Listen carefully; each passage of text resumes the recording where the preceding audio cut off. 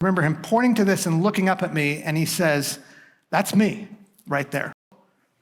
The very first time this became real to me was about a point in my life where I was about your age.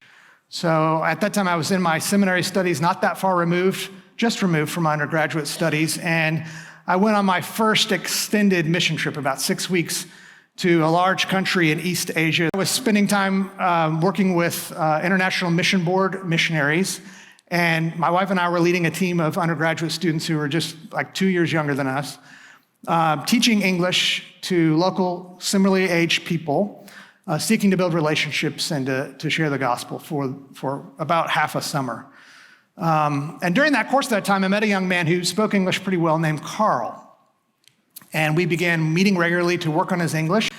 And he knew clearly, not before too long, that I was a Christian. So part of the ways we began working through English was beginning to read the Bible together. And eventually we began reading this chapter, Romans chapter 1.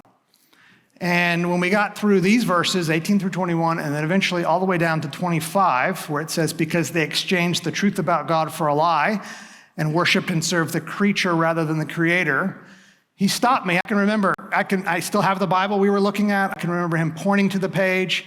I can remember where we were sitting near a high-speed train. I remember him pointing to this and looking up at me, and he says, "That's me right there. That's what I've been doing my whole life. I've been worshiping the creature rather than the creator."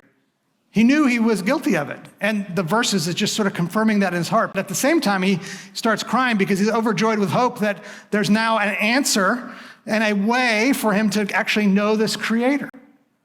General revelation gave him enough to know his whole life that there was a God and that he wasn't worshiping him.